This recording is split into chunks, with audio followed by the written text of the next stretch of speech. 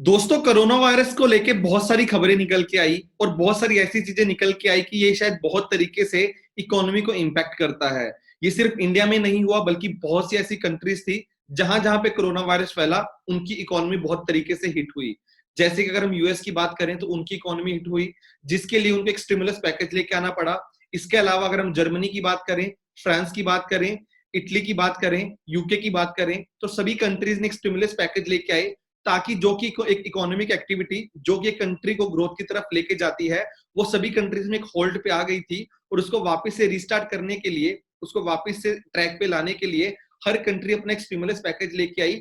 तो सभी कंट्रीज अपना स्टिमुलस पैकेज लेके आई ताकि वो अपनी इकोनॉमी में वापस से एक लिक्विडिटी ला सके, वापस से एक स्टिमुलस दे सके, ताकि इकोनॉमिक एक्टिविटी वापस से स्टार्ट हो और सभी कंट्रीज वापस से ग्रोथ की तरफ चली जाएं।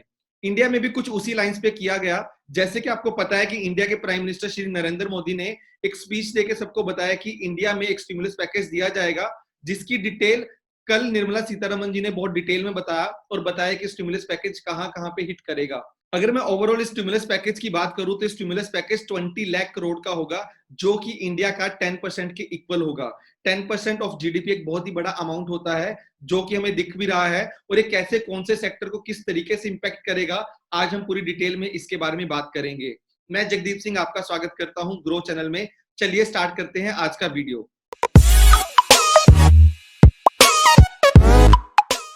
तो दोस्तों, अगर मैं ये इस 20 लाख करोड़ की बात करूं तो ये 20 लाख करोड़ सारे के सारे पैसे आने वाले दिनों में नहीं दिए जाएंगे, बल्कि ये मल्टीपल स्टेप्स में दिए जाएंगे, जिसके 2 स्टेप्स ऑलरेडी गवर्नमेंट ले चुकी है। जैसे कि आपको पता है कि प्रधानमंत्री गरीब कल्याण पैकेज प्रधानमंत्री ने अनाउंसमेंट किया था, जिसके अंडर 1.70 लाख करोड़ का रिलीफ पैकेज दिया गया था।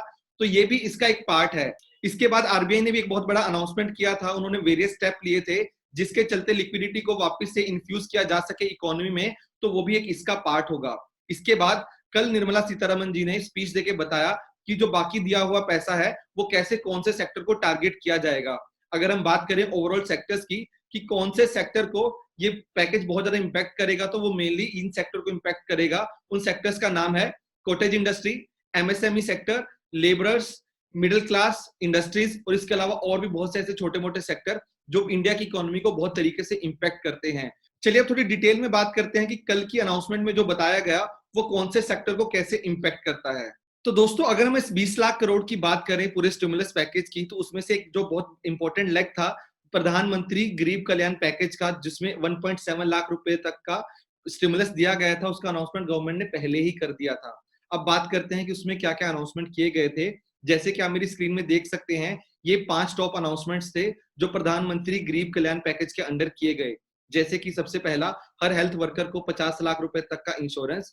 इसके अलावा 20 crore women Jan Dhan account holders को अगले 3 महीने तक 500 रुपए ट्रांसफर किए जाएंगे।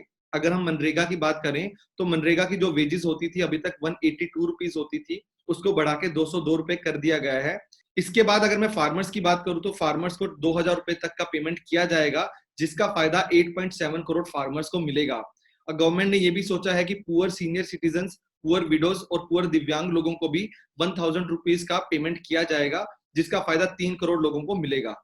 दोस्तों, प्रधानमंत्री गरीब कल्याण पैकेज के बाद आरबीआई ने एक बहुत इंपॉर्टेंट स्टेप लिया था, जिसमें उन्होंने ट्राई किया था अलग अलग तरीकों से कि इंडिया की इकोनॉमी में कैसे पैसों को इन्फ्यूज किया जा सके, कैसे लिक्विडिटी को इंप्रूव किया जा सके। तो चलिए मैं थोड़ा डिटेल में आपको बताता हूं कि आरबीआई ने कौन से स्टेप लिए थे। जैसे कि आप मेरी स्क्रीन में देख सकते हैं कि सबसे पहला स्टेप जो आरबीआई ने लिया था वो कैश रिजर्व रेशियो को कम किया था, जिसकी वजह से लिक्विडिटी एनहांसमेंट जो इंडिया की इकोनॉमी में होगी वो होगी 1,37,000 करोड़ की। तो दोस्तों, कैश रिजर्व रेशियो होता है कि कितना पैसा बैंक्स को आरबीआई के पास रखना पड़ता है, और अगर इसको कम किया जाएगा तो बैंक्स को कम पैसा रखना पड़ेगा। अगर बैंक्स को कम पैसा आरबीआई के पास रखना पड़ेगा तो उस पैसे को बैंक्स लेंड कर सकते हैं, जो आगे जाके इंडिया की इकोनॉमी में लिक्विडिटी को इंप्रूव कर सकते हैं। इसके बाद अगर मैं बात करूं सेकंड पॉइंटर की, तो special liquidity facility of 50,000 crore rupees दी गई थी म्यूचुअल फंड को, क्योंकि आपको पता है कि म्यूचुअल फंड में लिक्विडिटी का प्रॉब्लम बहुत ज्यादा बढ़ गया था, जिसके चलते थोड़े म्यूचुअल फंड्स ने अपनी स्कीम्स को बंद भी किया था। जिसके बाद ये प्रॉब्लम बहुत ज्यादा बढ़ गया था कि हर म्यूचुअल फंड में लिक्विडिटी का बहुत ज्यादा कंसर्न आ गया है, जिसके चलते गवर्नमेंट ने वहां पे हेल्प करने के लिए एक हेल्प की थी 50,000 करोड़ की, और बोला था कि जहां पे भी लिक्विडिटी कंसर्न्स है वहां पे गवर्नमेंट उन म्यूचुअल फंड्स की हेल्प कर सकती है। थर्ड, अगर मैं बात करूं तो मोरेटोरियम दिया गया था 3 मंथ्स का on the payment of instalment and the payment of interest on working capital facilities, कि अगर आपने कोई भी टर्म लोन लिया है तो उसके ऊपर आप मोरेटोरियम ले सकते हैं 3 महीने का। आपको 3 महीने तक ईएमआई देने की जरूरत नहीं पड़ेगी, जिसका फायदा डायरेक्टली सभी लोगों को होगा जिन्होंने कोई भी लोन लिया होगा। चलिए दोस्तों, अब बात करते हैं third leg of stimulus package की, जिसका अनाउंसमेंट कल निर्मला सीतारमन जी ने किया और जिसका बहुत ज्यादा फोकस था एमएसएमई सेक्टर पे। अगर मैं इसके फुल फॉर्म की बात करूं तो micro small and medium enterprise sector पे, जो कि बहुत इंपॉर्टेंट है इंडिया की ग्रोथ के लिए, क्योंकि ये वही सेक्टर है जिसके ऊपर सबसे ज्यादा इम्पैक्ट पड़ता है कोरोना वायरस की वजह से, क्योंकि जो माइग्रेंट वर्कर्स थे वो अपने स्टेट में वापस जा रहे हैं। इसके अलावा ये बहुत से ऐसे सेक्टर्स होते हैं जिनके ऊपर बहुत बड़ा नेगेटिव इंपैक्ट पड़ता है जब भी लिक्विडिटी कंसर्न आते हैं, जब भी इकोनॉमिक एक्टिविटी पे कोई भी असर पड़ता है। तो जिसको टैकल करने के लिए गवर्नमेंट ने इस सेक्टर के ऊपर बहुत बड़ा अनाउंसमेंट किया है। तो सबसे पहले मैं आपको बताना चाहूंगा कि गवर्नमेंट ने जो क्लासिफिकेशन था अभी micro small and medium enterprise का, उसकी डेफिनेशन को चेंज किया है। अब उसकी डेफिनेशन को कैसे चेंज किया है, चलिए मैं आपको दिखाता हूं। तो इसके डेफिनेशन को कैसे चेंज किया गया है, जैसे कि आप मेरी स्क्रीन पे देख सकते हैं, आपको 2 बॉक्सेस में दिख रहा होगा। जो टॉप में बॉक्स है वो आपको बताता है कि अभी क्या क्लासिफिकेशन है, और जो नीचे वाला बॉक्स है वो बताता है कि रिवाइज क्लासिफिकेशन क्या है। तो 3 सेगमेंट होते हैं, माइक्रो स्मॉल एंड मीडियम। तो अभी तक जो क्लासिफिकेशन किया जाता था वो इन्वेस्टमेंट और मशीनरी और इक्विपमेंट पे किया जाता था। अगर मैं बात करूं माइक्रो की, तो वहां पे इन्वेस्टमेंट होना चाहिए 25 लाख से कम का, स्मॉल में होना चाहिए 5 करोड़ से कम का, और मीडियम में होना चाहिए 10 करोड़ से कम का। वहीं पे सर्विस एंटरप्राइज में थोड़ा अलग होता था, 25 की जगह 10 लाख होता था, स्मॉल में 5 की जगह 2 करोड़ होता था, और मीडियम में 10 की जगह 5 करोड़ होता था। तो अगर हम बात करें रिवाइज्ड एमएसएमई क्लासिफिकेशन की, तो वहां पे मैन्युफैक्चरिंग एंड सर्विसेज सेक्टर को एक ही क्लासिफिकेशन में रखा गया है, और अभी जो क्लासिफिकेशन किया गया है वो इन्वेस्टमेंट और एनुअल टर्नओवर के ऊपर किया गया है। अगर मैं अभी की बात करूं तो माइक्रो की, तो माइक्रो में आपका इन्वेस्टमेंट होना चाहिए 1 करोड़ से कम का, और टर्नओवर होनी चाहिए 5 करोड़ से कम की। वहीं पे अगर हम बात करें स्मॉल की, तो वहां पे आपकी इन्वेस्टमेंट होनी चाहिए 10 करोड़ से कम की, और आपकी टर्नओवर होनी चाहिए 50 करोड़ से कम की।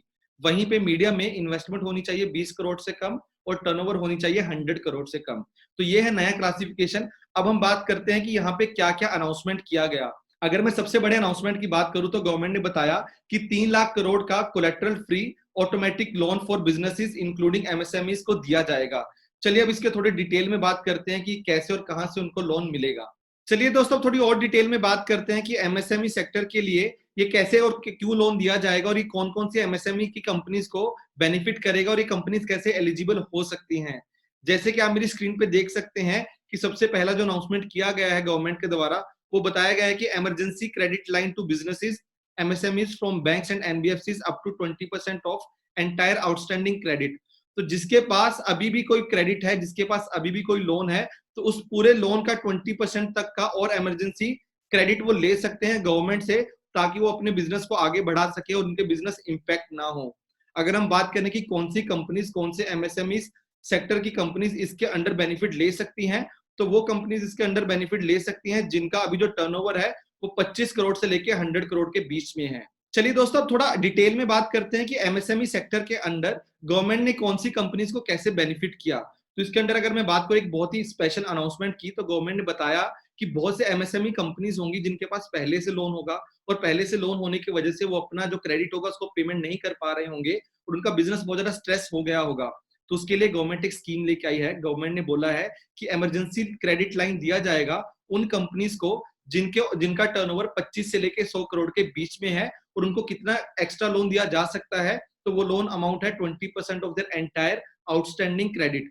तो अगर किसी का अभी एग्जिस्टिंग क्रेडिट बैलेंस बचा हुआ है तो उसका 20% तक का वो और लोन ले सकते हैं, और ये जो लोन होगा उसका जो टेन्योर होगा वो 4 साल का होगा, और उसके ऊपर जो मोरिटोरियम होगा वो 12 महीने का होगा। मतलब कि आने वाले 12 महीने में उनको जो प्रिंसिपल रीपेमेंट है वो नहीं करना पड़ेगा। इसके अलावा इसका इंटरेस्ट रेट जो होगा वो कैप्ड होगा, उनको एक अमाउंट से ज्यादा इंटरेस्ट रेट नहीं पे करना पड़ेगा।